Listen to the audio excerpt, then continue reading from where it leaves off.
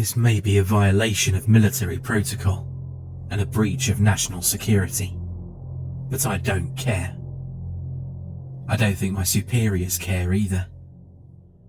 None of us know what to make of what we found lurking in those dark waters. And none of us want to be the ones to decide what to do, for fear of making the situation worse. All I can do is outline what happened, and hope that someone who understands what the hell is going on hears this, and can do something about it.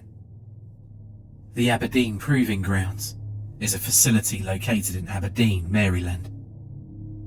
Its primary function is as a testing ground for military equipment, primarily explosive ordnance, but it used to handle chemical weapons as well. The facility has a wide variety of test ranges, allowing for testing and training on a wide variety of explosives. This testing has made me question what we know about reality. I was first made aware of the super pond when I took my current position at the base. It's an 860 million gallon pool that's roughly circular, 1,000 feet across, and 150 feet deep at the deepest point. It's connected to the Chesapeake Bay by a man-made canal. Its primary purpose is to allow for testing and training with underwater explosives. As such, boats are often brought into the pond and sunk during the tests, and underwater structures are sometimes constructed. Therefore, it's necessary to perform regular maintenance on the pool. This usually means dredging out debris, but also entails making sure the pond remains structurally sound. To do so, we often send divers into the pond to make sure everything's all right. Well, after reviewing reports detailing what's been going on over the course of the last few months, I can assure you, everything is not all right down there. Roughly 3 months ago, we performed a test involving a new kind of explosive. I'm still not entirely sure about all the particulars, because a lot of the details are classified beyond my clearance level. But from what I've been able to tell, this was supposed to be cutting-edge stuff. Something about high-energy reactants, generating some kind of high-order quantum reactions that result in something else or another. One of the researchers I tracked down tried to explain it to me in layman's terms. And as I understand it, the explosive was supposed to create a bubble of a type of matter that's some kind of a cross between a gas and a magnetic field, which is then ignited into a hot plasma by a wave sent through it. The upshot was that this stuff was supposed to basically create explosions inside the target, blowing it apart from the inside out. The test was conducted on a platform on the water, out in the super pond. This was apparently because the reaction wouldn't travel through water, so they could better get an idea of how effective it was on a target, without any collateral damage messing up the results. The official report I read stated the test was conducted, but the rest of the report is missing the usual details, even for a non-classified report. However, now that the base staff is all comparing notes, I've talked to someone who observed the test, and I understand why they didn't include the details in the report. They'd have been fast-tracked for a discharge. The test firing occurred early in the morning, just before dawn. They'd floated a metal barge with the test device in the center of the pond, with several sensors arrayed on the barge and shoreline. When they flicked the switch, the observer said there was a delay before the explosion. But in the delay, he swears he saw an air ripple travel inward towards the device, before a bright flash and a loud boom. Waves kicked up, and the barge was tossed about. However, when they could see the barge again, it appeared to be totally intact, without so much as a scorch mark on its surface, while the explosive device was no longer visible.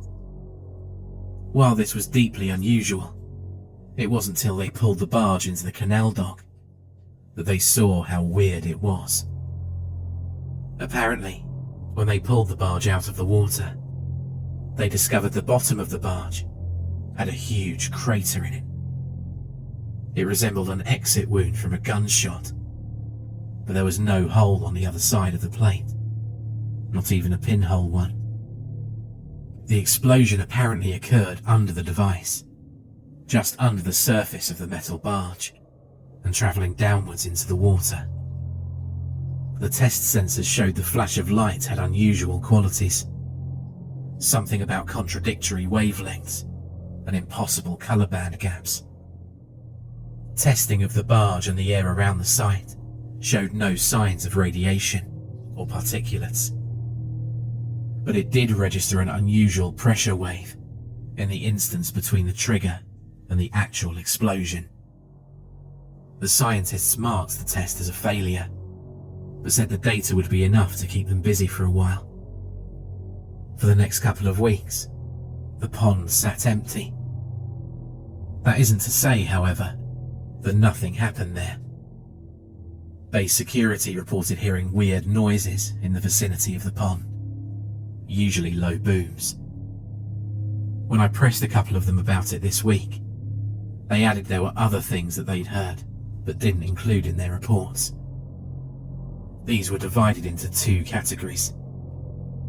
The first group was described to me by one guard as the sound of rushing wind, but backwards and inside out. I'm not sure what the hell that means, but the other guards I talked to said that was a good description. The second group was odd flashes in the pond. Most of the guards had chalked this up to tricks of the light or their eyes, since they were usually very brief and had an odd quality to them. Again, when I pressed the matter, all I got was some gibberish. This time about the lights being at the wrong depth of vision and angle for them to be appearing where they were seeing them. Move forward to 2 months ago, when we had a training exercise involving some underwater demolitions practice in the pond. I won't elaborate on who, what, or how many, since it's not relevant to the story.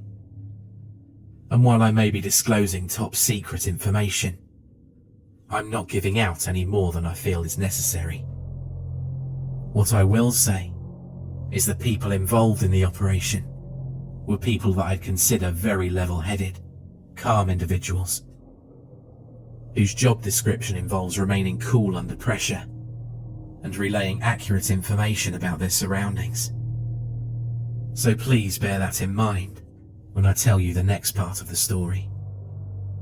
We dropped an underwater structure designed to be a mock-up of something else into the centre of the pond, and their training was to make the dive, ascertain how the target settled, and demolish it with the least amount of surface disturbance.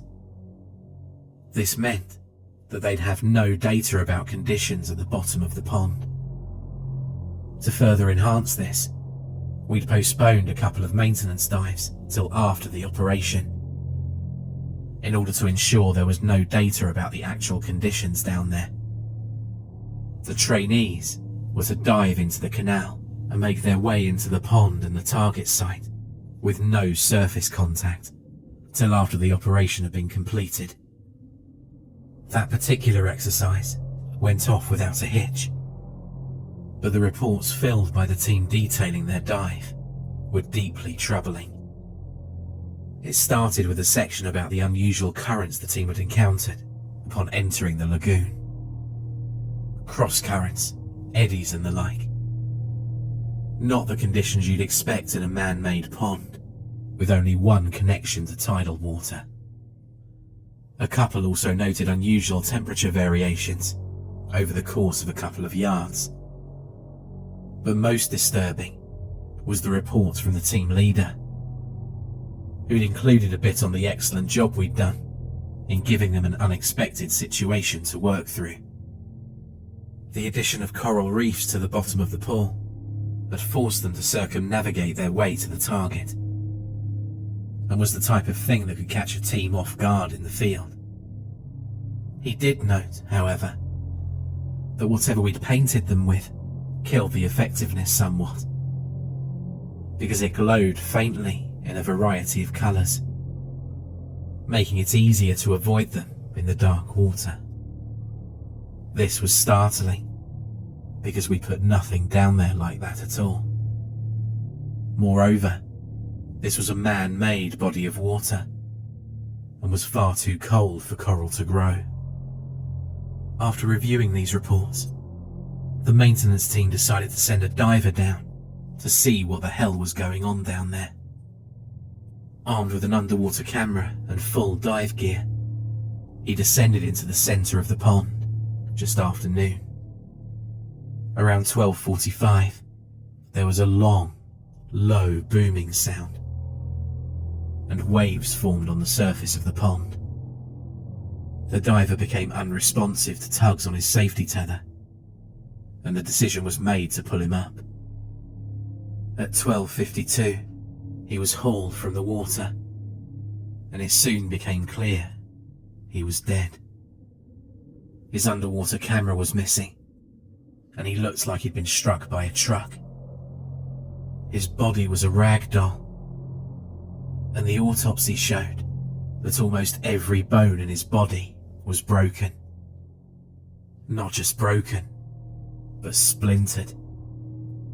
It was ruled he'd accidentally stumbled across an unexploded ordnance and had been killed by the resulting concussion wave. Underwater, explosions are even more dangerous than on the surface.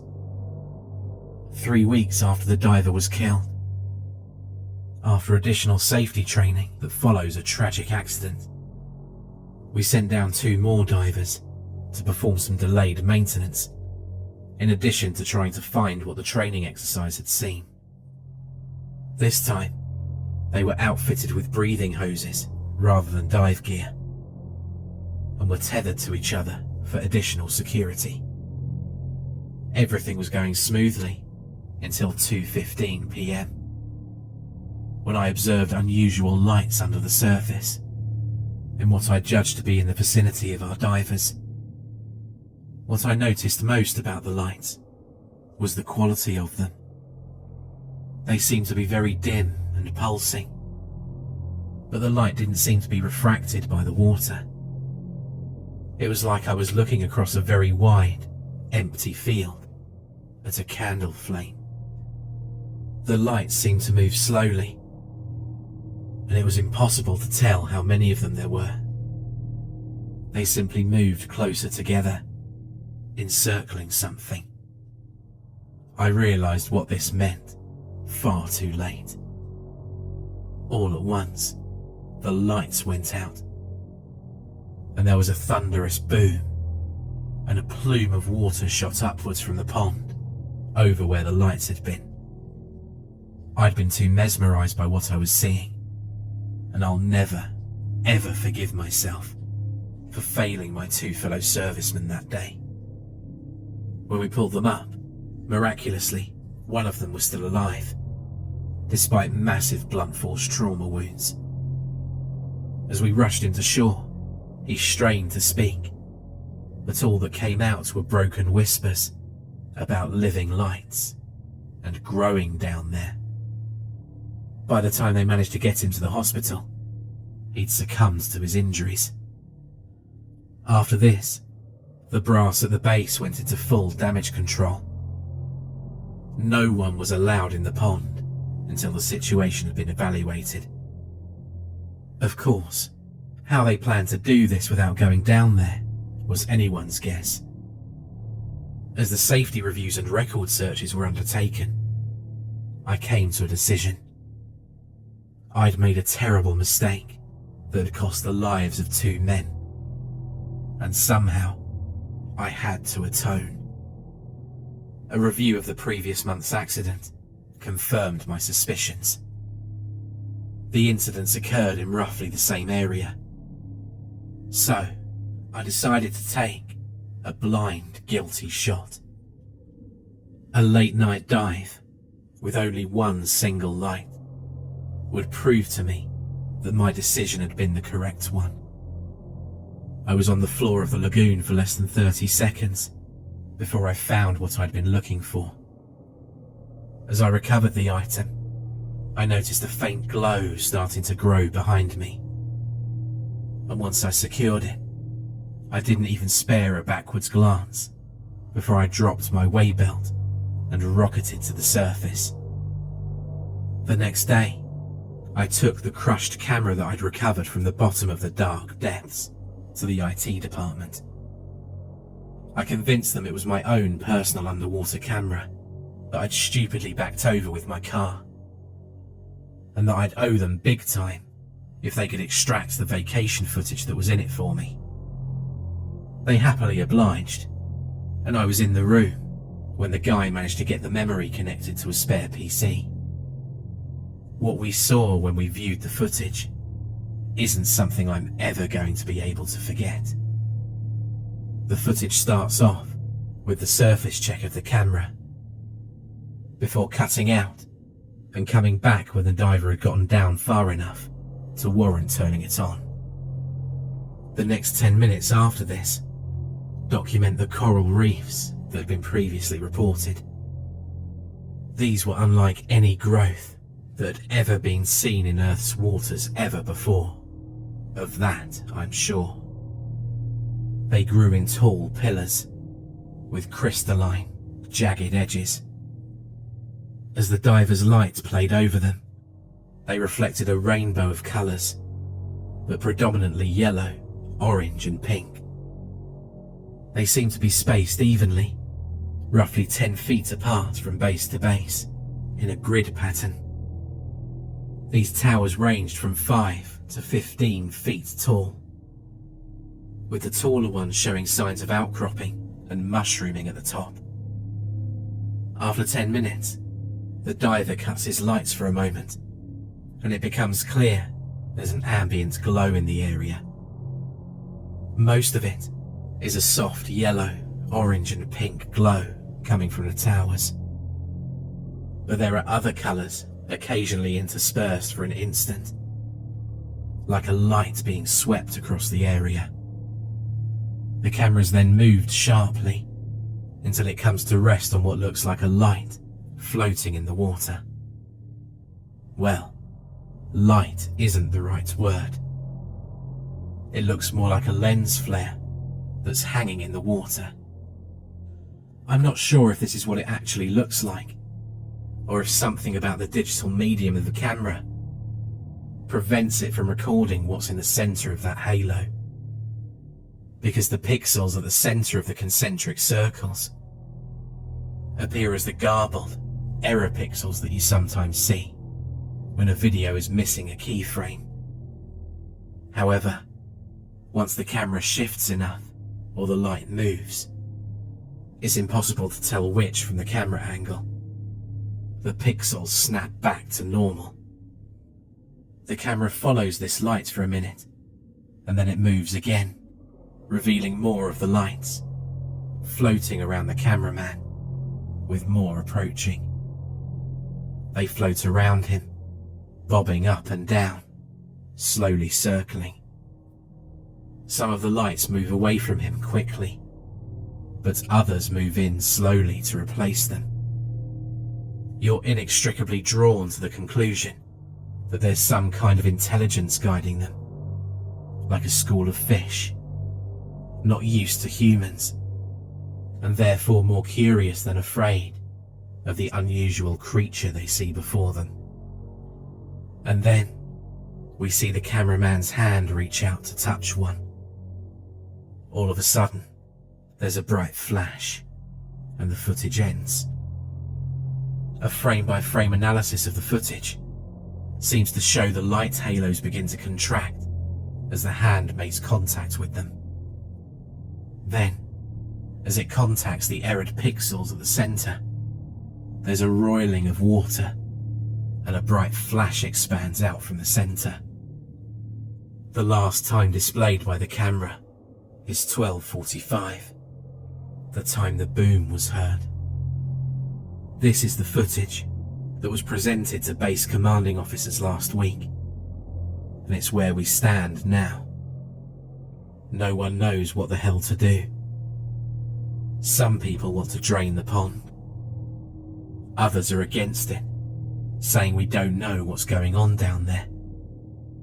They point to some analysis of that failed test 3 months ago and say the footage from the camera somehow indicates that these things are related to that. They maintain that the water in the pond might be the only thing keeping them stable, and that removing the water might cause catastrophic results. Others are saying that the water is keeping them contained, and that if we remove it, they might get free. While others say if we let it remain, they might escape out into the waters of the bay, and then who knows what might happen. Some want to escalate this up the chain of command, while others think that would only make things worse. So, nothing's happening. Well, nothing's happening above the water, I should say. You see, I've been part of the group assigned to monitor the lagoon, mainly during the night shifts. I've noticed that as of 2 days ago, there's now a soft yellow, orange and pink glow coming from below the surface on the far side of the lagoon, like something slowly coming towards the surface. What's worse though, is it's slowly spreading out. I estimate it's only a couple of days now until it reaches the canal doors. Every day, my view becomes a little more fatalistic. Honestly, we don't know what the hell we're dealing with here. And I'm starting to think that everyone here is too frightened to be the one to make the final choice. Maybe the growth will stop at the doors. Maybe the light things can't really exist outside of the water.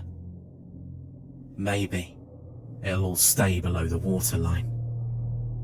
I think our only hope is that inaction is the right choice. Because I'm starting to think that when it comes to looking into the face of the unknown, the action we humans prefer is to cover our eyes. For more terrifying creepypasta horror stories, check out the playlist or the video on screen.